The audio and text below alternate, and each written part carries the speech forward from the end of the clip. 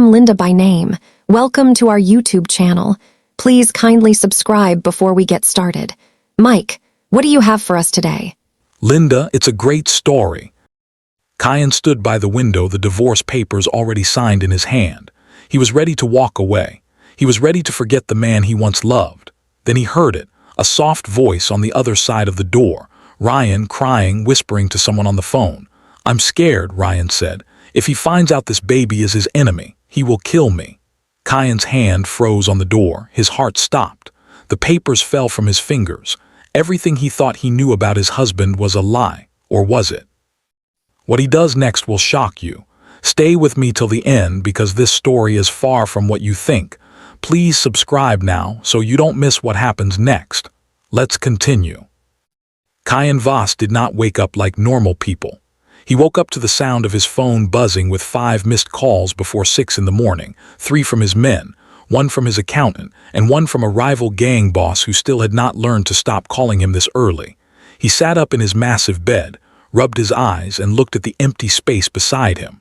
Rian was already gone. Not gone as in missing. Gone as in up before the sun, making noise in the kitchen like he owns the whole mansion.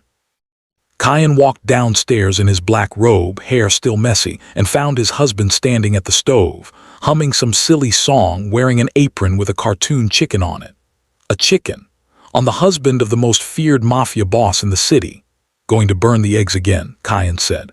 "I have never burned an egg in my life," Rian said, not turning around. At that exact moment, smoke started rising from the pan. Kaien did not say a word. He just walked to the cabinet, pulled out the fire extinguisher they kept specifically for mornings like this, and set it on the counter beside Rian. "Impossible," Rian said, laughing, waving smoke away with a spatula. "I'm prepared," Kaien said. "There's a difference. This was their life. On paper, it made no sense." Kaien ran an empire built on fear. Men trembled when they heard his name. His enemies disappeared quietly, and nobody asked questions. Because asking questions about Kaien Voss was how you ended up disappearing too. He wore black suits like armor, spoke in short sentences, and made decisions that could end lives with a single nod. And yet here he was, standing in a kitchen at 6 in the morning, holding a fire extinguisher for a man who could not cook an egg to save his life. Rian was an omega, gentle in a way that should not have survived 5 minutes in Kaien's world, but somehow did. He was soft-spoken, quick to smile, quicker to cry during sad movies, and completely unbothered by the fact that his husband kept 3 armed guards outside their bedroom door every single night. He teased Kaien about being too serious. He left little sticky notes on the mirror that said things like "Smile today, you scary man," and "Don't kill anyone before breakfast." Kaien kept every single one of those notes in a drawer in his office, though he would never admit it out loud. They had been married for 2 years. Everyone in Kaien's world thought it was strange. An alpha like him, choosing someone so soft, so unguarded, someone with no name in the underworld, no power, no family connections that mattered. His men whispered about it sometimes when they thought he could not hear, but Kaien did not care what they thought. Rian made his house feel like a home instead of a fortress. That was enough for him. At breakfast, Rian slid a plate of slightly burnt eggs toward Kaien and sat down across from him with his own plate. "You look tired," Rian said, studying his face. "I had a long night. Business? Always business." Rian nodded slowly, poking at his eggs with his fork. There was something in his face just then, something quick and small, gone before Kaien could name it, a flicker, like a shadow passing behind a curtain. "Everything okay?" Kaien asked. "Of course," Rian said, smiling again, too fast this time. "Why wouldn't it be?" Kaien watched him for a moment longer than usual. He had built his entire career on reading people, on catching the tiny things they tried to hide, the twitch of a hand, the change in breathing, the half-second delay before someone answered a question. He had used that skill to survive war after war in this business. But this was Rian. His Rian. The man who cried at dog food commercials and once apologized to a chair after walking into it. Surely there was nothing to read here. Surely the flicker meant nothing. He let it go. After breakfast, Rian walked him to the door like he always did, straightened Kaien's tie even though it did not need straightening, and kissed him on the cheek. "Try not to scare anyone today," Rian said. No promises. Kaien. Fine. I will only scare the people who deserve it. Rian rolled his eyes, but he was smiling, and for a second everything felt normal. I felt safe. Felt like the life Kaien never thought he would get to have. But as Kaien walked to his car, something made him glance back at the house. Rian was standing in the doorway watching him leave, and his hand had drifted to rest gently on his stomach, just for a second. Then he caught himself, dropped his hand, and waved instead. Kaien did not think much of it. Not yet. At his office downtown, a tall glass building that looked like any other corporate headquarters from the outside but held an entire criminal network on the inside, his right-hand man Dex was waiting with a stack of files and a face that said the day was already going badly. Shipment from the north got delayed again, Dex said, not even bothering with a greeting. And your father-in-law called, twice. Ryan's father does not call. Ryan's father barely speaks to me. Well, he called, Dex said, sliding the phone across the desk. Said it was urgent. Kaien frowned.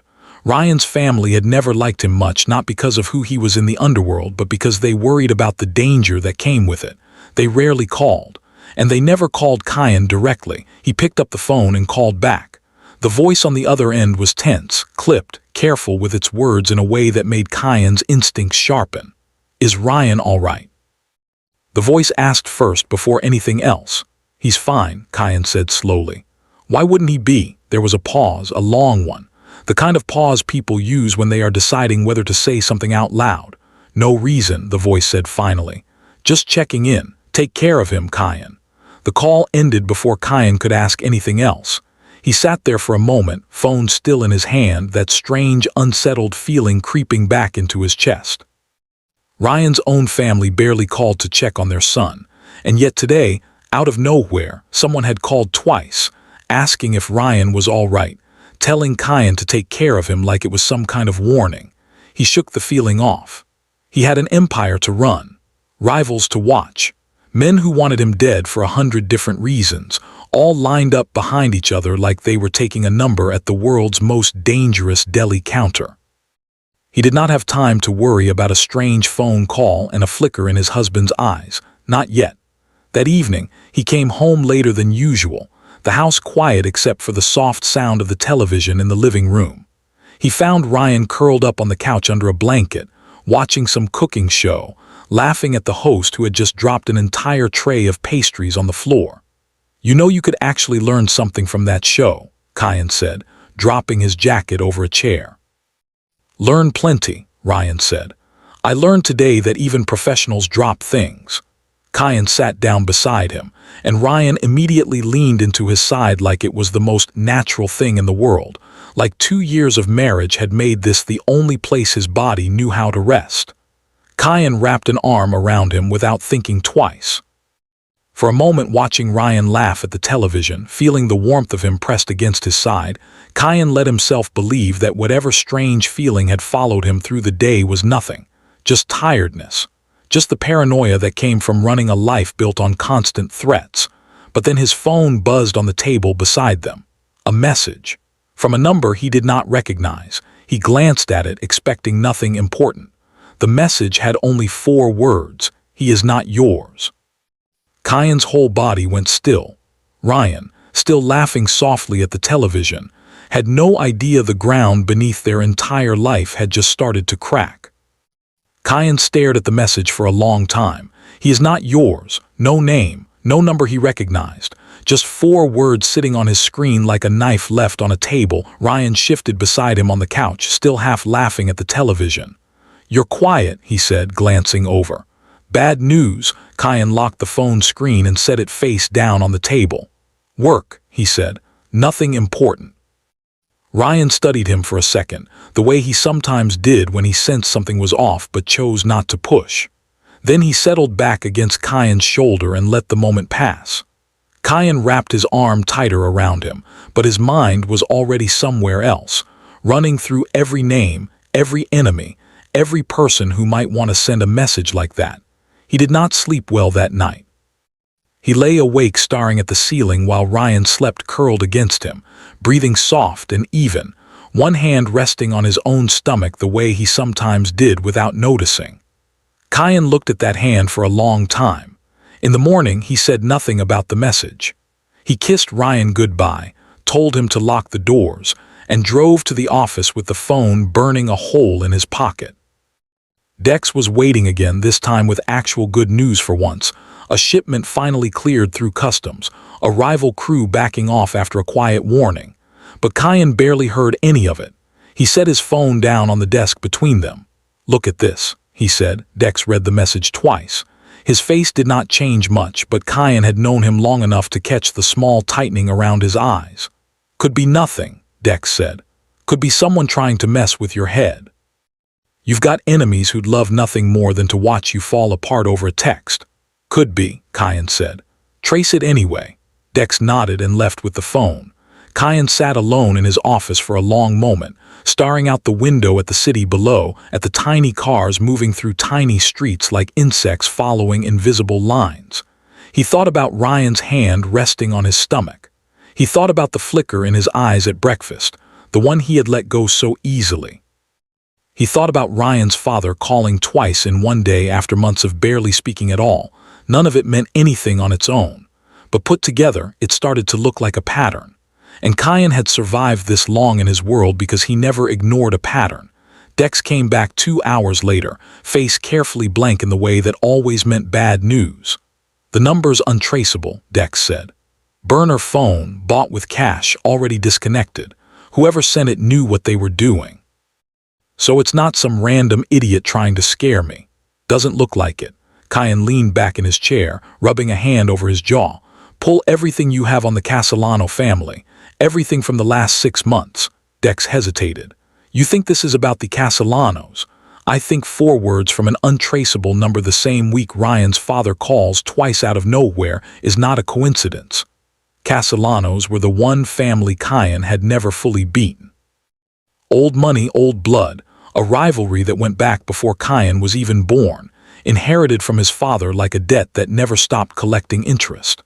Their current head, a man named Adrian Castellano, had spent the last 3 years trying to find any crack in Kaien's empire wide enough to slip a knife through. Dex brought the files an hour later. Kaien went through them slowly, page by page, looking for anything that connected the Castellanos to Rian. Business dealings, old addresses, family history. For a long time, there was nothing. Rian had grown up far from any of this, in a quiet town 2 hours outside the city, the son of a schoolteacher and a shop owner, about as far from Mafia bloodlines as a person could get. Then Kaien found a photograph tucked near the back of the file, old and slightly faded, clearly pulled from some surveillance archive years ago. It showed a much younger Adrian Castellano at some formal event, standing beside a group of people Kaien did not recognize. Except for one, a young man near the edge of the photo, barely more than a teenager with wavy hair and a familiar tilt to his smile. Kaien's hand was still on the page. He told himself it could be anyone. Plenty of people looked alike from a distance in old photographs in bad lighting. But the longer he stared at it, the more certain he became. That was Rian, younger, standing near Adrian Castellano at some event neither of them had ever mentioned. He did not confront Rian that night. He told himself he needed more information first, that jumping to conclusions in his line of work got people killed, that he owed Rian the benefit of the doubt after 2 years of marriage and nothing but kindness between them. But he watched him differently now. He noticed the way Rian sometimes went quiet in the middle of a sentence, like he was catching himself before saying too much. He noticed how often Rian checked his phone lately, quickly, almost guiltily, before setting it face down. 3 days after the message, everything came to a head. Kaien came home early, something he almost never did, planning to surprise Rian with dinner from the restaurant they both loved. He walked through the front door quietly, the way old habits from his line of work never fully left him, and heard Rian's voice coming from the study down the hall. Rian was on the phone. His back was to the door, shoulders tense, voice low and urgent in a way Kaien had never heard from him before. "I told you not to call this number," Rian was saying. "If he finds out you're calling me, everything falls apart." Kaien stood frozen in the hallway, his heart suddenly loud in his own ears. "I know what I promised you," Rian continued, voice shaking slightly. "I know, but things are different now. I can't just walk away like we planned. Not anymore. Not with everything that's happened. There was a pause. Whoever was on the other end said something Kaien could not hear. "Because I'm scared," Rian said, and his voice cracked on the last word.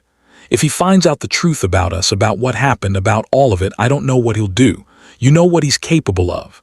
Kaien's hand tightened on the doorframe. Ryan's voice dropped even lower, barely above a whisper now, but the hallway was quiet enough that every word still reached him. "Have to go," Rian said. "Please, just give me more time. I'll figure something out. I have to protect this baby, no matter what it costs me." Phone call ended. Rian stood there for a moment, phone still in his hand, shoulders shaking slightly like he was trying not to cry. Kaien did not remember deciding to step back. He just found himself in the hallway near the front door again, his own heart pounding, the takeout bag still in his hand, feeling suddenly, impossibly heavy. Every version of the truth he could imagine right now was worse than the last. Rian, talking in secret to someone connected to the one family that had haunted Kaien's entire life. Rian, admitting he was scared of what Kaien would do if he learned the truth.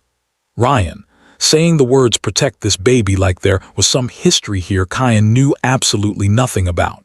He set the takeout bag down on the hallway table, very carefully, very quietly, like the wrong movement might shatter the entire house around him. Then he walked back out the front door, got in his car, and drove until his hands stopped shaking on the wheel. He did not go home again that night. He sat in his car outside his own office building for hours, staring at nothing, replaying Ryan's words over and over. "I have to protect this baby, no matter what it costs me." What could it possibly cost him? And who exactly was he protecting the baby from? Kaien already knew the answer sitting heavy in his chest, even if he was not ready to say it out loud. He thought he knew this man completely. He thought 2 years of marriage meant there were no more secrets left between them. But standing in that hallway, listening to Ryan's voice shake with fear over a phone call Kaien was never supposed to hear, he understood something simple and devastating. He did not know Rian at all. And somewhere out there, someone connected to his oldest enemy already knew more about his own husband than he did. Kaien did not go home for 2 days. He told Dex to watch the house from a distance quietly without Rian noticing. He told himself this was normal caution, the same caution that had kept him alive through wars with 3 different families. He did not tell himself the real reason, that he was afraid of what he might do or say if he looked at Ryan's face too soon. On the second night, Dex called him with an update. "He's not doing anything strange," Dex said. "Cooking, watching his shows. Crying at the shows, actually. I cried for 10 minutes at some baking competition because a contestant's cake fell over." "That sounds like him," Kaien admitted. "He also asked one of the guards if you were okay. Twice." Kaien said nothing to that. He hung up and sat in the dark of his office, phone in his hand, Ryan's voice from that hallway still playing over and over in his head. "I have to protect this baby, no matter what it costs me." He needed answers before he could face him. So he went digging in the one place he had avoided for years. His father's old files. Kaien's father had built this empire from nothing, and he had also built the war with the Castellano family, back before Kaien was even old enough to understand what any of it meant. Kaien had inherited the war along with everything else, the way a son inherits his father's debts whether he asked for them or not. Buried in a locked cabinet in his father's old study, untouched since the man's death, Kaien found a folder he had never opened. It was labeled simply, RL. His hands were steady when he opened it. They stopped being steady halfway through the first page. Ryan's full name was there, Ryan's mother's name, and a note written in his father's cramped handwriting dated almost 20 years ago. "The lacered boy is Adrian Castellano's nephew. Mother changed the family name after the split. Keep watch. Could be useful leverage one day." Kaien read it 3 times before it made sense. Rian was not just some stranger who happened to know the Castellanos from a photograph at some old event. Rian was blood. A Castellano, hidden under a different name his whole life, raised far from the family that would have made him a target the moment anyone learned who he really was. And Kaien's own father had known, had been watching Rian since he was a child. Had written the word leverage next to his name like Rian was a chess piece and not a person. Kaien sat back in his chair, the folder trembling slightly in his hands now. 2 years of marriage. 2 years of mornings with burnt eggs and sticky notes on the mirror, and Rian falling asleep against his shoulder during bad movies. And this entire time, there had been a truth sitting quietly underneath all of it, one that connected Rian to the very family Kaien had spent his whole life fighting. Did Rian know? Had he known this the whole time? Was any of it real, or had Kaien simply been the last person in the room to find out he had married into his enemy's bloodline? He wanted to be angry. He tried to be angry. But underneath the anger was something worse, something that felt a lot like grief, like watching a bridge collapse under his own feet in slow motion. He went back to the phone call in his memory, turning it over and over. If he finds out the truth about us, about what happened, about all of it. Rian has not said if he finds out I'm Adrian's nephew. He had told the truth about us, about what happened. Like there was a whole history there Kaien still did not understand. He needed to hear it from Rian directly, not from an old file, not from a stranger's phone call, from the man's own mouth. He went home that night. Rian was sitting at the kitchen table when Kaien walked in, a cup of tea gone cold in front of him, dark circles under his eyes that had not been there a week ago. He looked up and something in his face broke open with relief the second he saw Kaien standing in the doorway. "Home," Rian said, voice thin. "I thought," he stopped himself. "You thought what?" "Nothing. I'm just glad you're home." Rian stood up too fast, nearly knocking his chair over, and crossed the kitchen like he wanted to close the distance between them before Kaien could change his mind and leave again.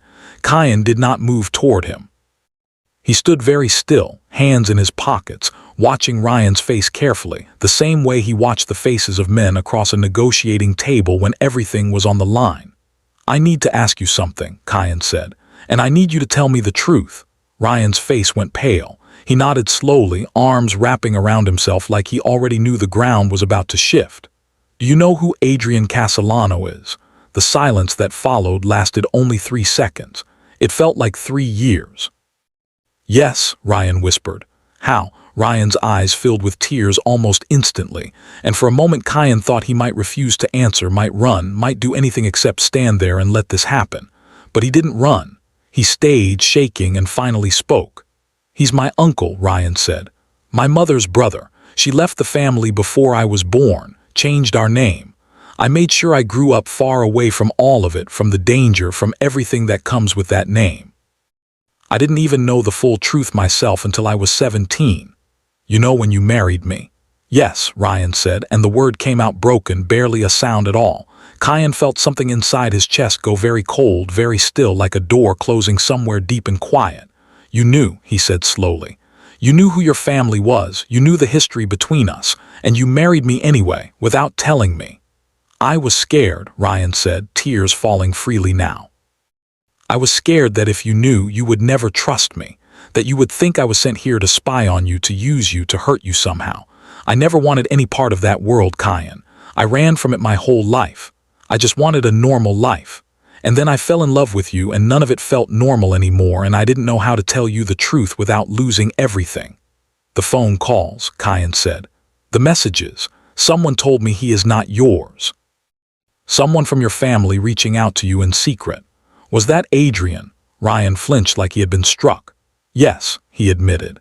"He found out I was pregnant. He's been calling me for weeks, trying to convince me to leave you, to bring the baby somewhere safe, somewhere away from you, because he believes an alpha like you will never accept a child that carries Castellano blood. He thinks you'll see the baby as a threat instead of family." Kaien's whole world tilted sideways. "Pregnant," he said, the words barely making it out of his mouth. Rian's hand went instinctively to his stomach, the same gesture Kaien had caught him doing in the doorway that morning, the one he had let go so easily. "Yes," Rian whispered. "I've known for 2 months. I wanted to tell you the moment I found out." But then Adrian started calling, telling me all these things about what alphas like you do to children born from rival bloodlines, filling my head with fear until I didn't know what was true anymore. I was terrified you would see this baby as an enemy instead of your own child. I was terrified of losing both of you." Kaien stood there, the folder from his father's cabinet still tucked under his arm, the weight of everything crashing into him at once. Rian was of Castellano blood. Rian had known the truth for years and hidden it. Rian was carrying his child, a child that connected two warring bloodlines in the most complicated way possible, and Rian had been drowning alone in fear for months while Kaien slept beside him every night without a single clue. "You should have told me," Kaien said quietly. "I know. You should have trusted me." "I know," Rian said again, sobbing now, arms wrapped tight around himself like he was trying to hold his own body together. "I know I should have. I was a coward. I let fear make every decision instead of trust. And I'm sorry. I'm so sorry, Kaien." Kaien looked at him for a long moment, this man he loved, this man carrying his child, this man who had spent months terrified and alone because he believed the truth would destroy everything they had built together. He did not know yet what he was going to do. But for the first time since that 4-word message arrived on his phone, he understood exactly what was at stake, and exactly how much he still had left to lose. 3 days after Rian told him the truth, Adrian Castellano came to the house himself. Kaien had expected a call, a message. Some cowardly warning was sent through a burner phone like before. He had not expected Adrian to walk right up to the front gate in broad daylight, flanked by 4 men, asking to be let inside like he had every right in the world to be there. Rian saw him first, through the tall windows of the living room, and Kaien watched the color drain completely from his husband's face. "That's him," Rian whispered. "That's my uncle." "Behind me," Kaien said. "Kaien, please don't do anything. Stay behind me," he said again, softer this time, and Rian went quiet and did as he was told, one hand pressed against his stomach like he could shield the baby just by holding on tight enough. Kaien opened the door himself. He did not bring his own men inside. This was not going to be settled with numbers. This was going to be settled with words, and if words failed, with whatever came after. Adrian Castellano was older than Kaien expected, silver threading through dark hair, sharp eyes that studied Kaien with the same calculating patience Kaien used on his own enemies. He looked past Kaien's shoulder, straight at Rian, and something in his expression softened for just a moment before hardening again. "I came to take my nephew somewhere safe," Adrian said. "Him and the child." "He's not going anywhere," Kaien said. "You don't understand what you're dealing with," Adrian said. "That child is of Castellano blood. The moment word gets out, and it will get out, every enemy you have will see that baby as a weakness to exploit. They'll come for the child to get to you, or they'll come for the child to spite me. Either way, that baby will spend its whole life as a target in your world. I won't let that happen to my sister's son." "What exactly are you offering instead?" Kaien asked. "A life running, hiding under a new name every few years, looking over his shoulder the same way you, life away from you," Adrian said simply. "Away from this war that isn't his to inherit." Behind him, Rian made a small broken sound, and Kaien felt his whole chest tighten at the sound of it. "You didn't come here for Rian," Kaien said slowly, understanding hitting him all at once. "You came here to see if I would let him go without a fight. To see if I actually wanted him, or if I only married him without knowing what he was, and now that I know, you thought I might just hand him over." Adrian's silence answered the question better than words could have. "He's my husband," Kaien said.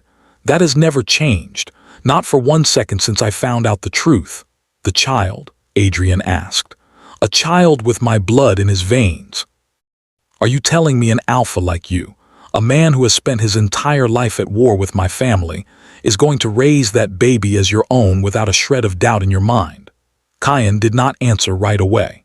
He turned and looked at Rian, standing there with tears streaming silently down his face, hands still pressed to his stomach, waiting, terrified, for Kaien's answer as much as Adrian was. He thought about the folder in his father's cabinet. Could be useful leverage one day. He thought about a lifetime of being taught that bloodlines were weapons, that enemies were enemies no matter what shape they came in, that softness was a crack you could not afford in a world like his. Then he thought about burnt eggs, sticky notes on a mirror, a hand resting gently on a stomach in a doorway, quickly hidden the moment it was noticed. 2 years of a man who had never once asked him for power or money or protection, only for patience and laughter and someone to fall asleep beside at night. "That baby is mine," Kaien said, and his voice did not shake at all. Not because of blood, because I choose it, the same way I chose Rian long before I knew any of this. Blood does not decide who belongs to me. I do. Adrian studied him for a long moment, then his eyes moved back to Rian. Is this what you want? Adrian asked him directly, some of the hardness leaving his voice for the first time. After everything I told you. After everything I warned you about. Rian stepped forward then, out from behind Kaien, standing on his own, one hand still on his stomach, the other wiping at his tears with the back of his wrist. You told me he would see this baby as a threat, Rian said, voice shaking but steady enough to be heard clearly. You told me he would never accept a child with your blood. You were wrong. He just stood here and chose us, both of us, with you standing right in front of him telling him not to. That's not a man who sees us as leverage. That's my husband. Adrian's jaw tightened. For a moment, Kaien genuinely did not know which way this would go, whether Adrian's men would step forward, whether this quiet standoff in a sunlit doorway would turn into something none of them could walk back from. Then Adrian did something Kaien had not expected at all. He nodded, slow and heavy, like a man setting down something he had been carrying for a very long time. My sister ran from this family because she wanted her son to have a normal life, Adrian said quietly. I have spent 20 years trying to protect that promise however I could, even from a distance, even in ways he never knew about. I only wanted to make sure he wasn't walking into something that would destroy him. He's not walking into destruction, Kaien said. He's walking into a life, with me, with our child. Adrian looked at Rian one more time, something almost gentle passing over his features, an expression Kaien suspected very few people ever got to see on that man's face. Then I hope, for both your sakes, that you meant every word you just said, Adrian told Kaien. Because if you ever make him regret staying, you will find out exactly what kind of enemy I can be. Understood, Kaien said. Adrian turned and walked back toward the gate, his men falling into step behind him without a single word. He did not look back again. The moment the gate closed behind them, Rian's legs seemed to give out all at once, and Kaien caught him before he could fall, pulling him close, holding him tight enough to feel his heartbeat racing against his own chest. I thought I was going to lose everything, Rian said into his shoulder, voice muffled and shaking. I thought the moment you knew the truth, you would never look at me the same way again. Almost didn't, Kaien admitted quietly. For a few days I didn't know who you were to me anymore. I didn't know if any of it was real. Now, Kaien pulled back just enough to look at him, at the fear still lingering in his eyes, at the exhaustion of months spent carrying this secret completely alone. Now I know exactly who you are, Kaien said.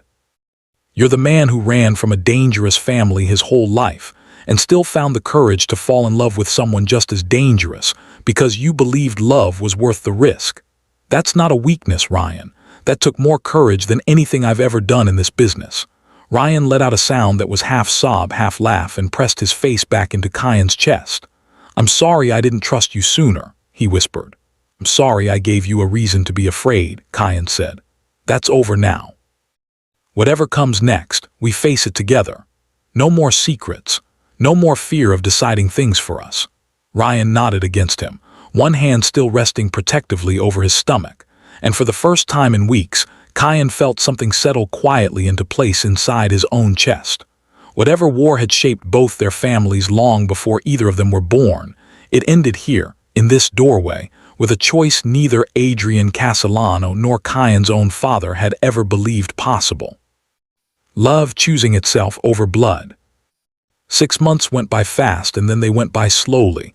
And then one night in early spring, Rian woke Kaien up at 3 in the morning with a hand pressed hard against his stomach. Kaien, he said. Kaien, wake up. I think it's time. Kaien was awake before Rian finished the sentence. He was already pulling on pants, already grabbing the bag they packed weeks ago and left by the door just in case. His hands were steady. He had faced down men with guns and never blinked. But when he turned around and saw Rian gripping the edge of the bed, breathing hard through the pain, his hands shook for the first time in years. Okay, Kaien said, mostly to himself. Okay, we can do this. You keep saying that like you're the one having the baby, Rian said, and even through the pain he laughed a little. Someone has to stay calm. You're not calm, your hands are shaking. They are not. Kaien, your hands, he looked down. They were shaking. He closed them into fists and then opened them again. And Rian reached out and took one of them anyway, holding on tight as another wave of pain crossed his face. The drive to the hospital felt longer than any drive Kaien had ever taken, even longer than the nights he used to spend driving away from trouble with his heart pounding in his chest. Dex met them at the entrance, because Dex always seemed to know when something big was happening, and he took one look at Ryan's face and ran ahead to get a wheelchair without anyone asking him to. The hours that followed blurred together. Kaien stood by the bed and let Rian squeeze his hand until his fingers went numb. He did not complain once. He watched Ryan's face twist in pain and felt something in his own chest twist along with it, helpless in a way he had never been helpless before. All his money, all his power, all the fear he could put into other men, and none of it could take this pain away from the person he loved most. All he could do was stay, so he stayed. "Doing so well," he said over and over, brushing damp hair back from Ryan's forehead. "You're doing so well." "Easy for you to say," Rian gasped out, gripping his hand tighter. I know it's not easy for you. I'm right here." Near dawn, the room filled with a different kind of sound. No pain anymore, not fear. A small, thin, furious cry that cut through everything else and made Kaien's whole body go still. The nurse placed the baby on Ryan's chest, small and red-faced and wrapped in a white blanket, and Rian looked down at their son with tears sliding down his cheeks, laughing and crying at the same time. "Look at him," Rian whispered. "Kaien, look." Kaien looked. He had seen a lot of things in his life. He had seen men fall at his feet, buildings burn, empires rise and crumble in a single night. Nothing had ever made his chest feel like this. He reached out one finger and the baby's tiny hand wrapped around it without even trying, just an instinct, just a small stranger already holding on tight. "He's got your grip," Rian said, sniffling. "Already stubborn." "He's got your nose," Kaien said quietly. "He's got both of us, I think." They named him Theo, a name that belonged to no family history, no old debt, no war passed down through blood. Just a name they picked together one night, sitting on the couch with a book of names between them, laughing over the bad ones until they landed on the right one. The first weeks at home were messy in ways nobody warned them about. Kaien learned that a man who could plan a hostile takeover of 3 city blocks in one afternoon could still be completely defeated by a diaper at 2 in the morning. Rian found him once, standing in the nursery at 4 a.m., staring down at the changing table like it was an enemy he could not figure out how to beat. "Overthinking it," Rian said from the doorway, voice thick with sleep. "There are too many tabs." "There are 2 tabs, Kaien. They are very small tabs." Rian came and stood beside him, guiding his hands gently, and together they got it done, and Kaien felt a strange kind of pride over something so small it would have embarrassed him to admit out loud a year ago.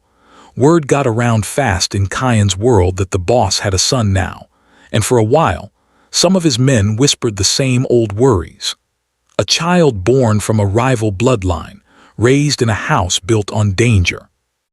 But Kaien made sure, quietly and firmly, that nobody who worked for him ever said a careless word near his family. His enemies learned quickly that threatening his son was no longer just business. It was personal, and Kaien Voss handled personal matters very differently than he handled business ones. Adrian visited 3 months after Theo was born. He came alone this time, no men standing behind him, just an older man standing awkward and unsure at the front gate, holding a small wrapped gift under one arm. Rian answered the door himself, baby balanced on his hip, and for a moment neither of them said anything at all. "I wasn't sure you'd want me here," Adrian said finally. "His family too," Rian said, "even if you made it hard to remember that sometimes." Adrian's eyes went to the baby, and something in his stern face softened all the way, the same way it had that day at the gate. "May I?" he asked, holding his arms out carefully. Rian hesitated only a second before handing Theo over. Adrian held him like he was made of glass, staring down at his small, sleeping face for a long time without saying anything at all. "He looks like my sister," Adrian said quietly. "Around the eyes." "I always thought so too," Rian said, smiling. Kaien watched from the hallway, arms crossed, saying nothing, letting this moment belong to Rian and his family without stepping into the middle of it. Old wars did not end all at once, but sometimes they ended a little in small moments like this one. A rival holding a baby like a gift instead of a weapon. Life settled into something neither of them expected but both of them wanted. Morning still smelled like slightly burnt eggs, because some things never changed no matter how much practice Rian got. Kaien still kept a fire extinguisher on the counter, though now it sat next to a stack of baby bottles and a small chewed-up toy shaped like a dinosaur. Sticky notes still appeared on the bathroom mirror, though now some of them were written in Theo's name, in Ryan's handwriting. Things like "Papa says smile more," taped right next to the old ones Kaien never took down. One evening, almost a year after that night in the hallway when Kaien had first overheard a phone call that nearly broke everything, he stood in the same hallway again, watching Rian through the same doorway. This time, Rian was not crying into a phone.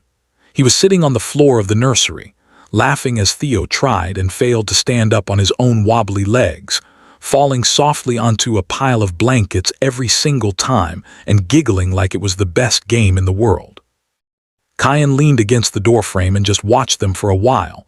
The woman who once told him to try not to scare anyone today, the same voice belonging now to a father teaching a baby how to stand. Starring, Rian said without turning around. Like The View. You always say the strangest things. I mean it. Rian looked back over his shoulder then, smiling at him with the same warmth that had somehow survived every hard thing they had gone through together. Come sit with us, he said. He's about to try again.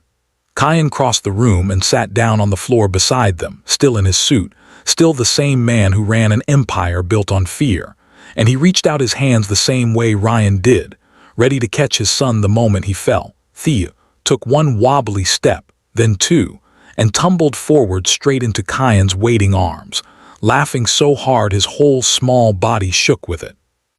Kaien held him close, felt Rian lean into his side the way he always did, and understood fully and completely that whatever war his father had left behind, whatever darkness had once defined his whole life, none of it mattered anymore next to this. A husband who had chosen him with his whole heart, a son who did not care one bit about bloodlines or old family names, only that his father caught him every single time he fell. This was the life Kaien never thought he deserved. And every single morning, he woke up grateful that it was his.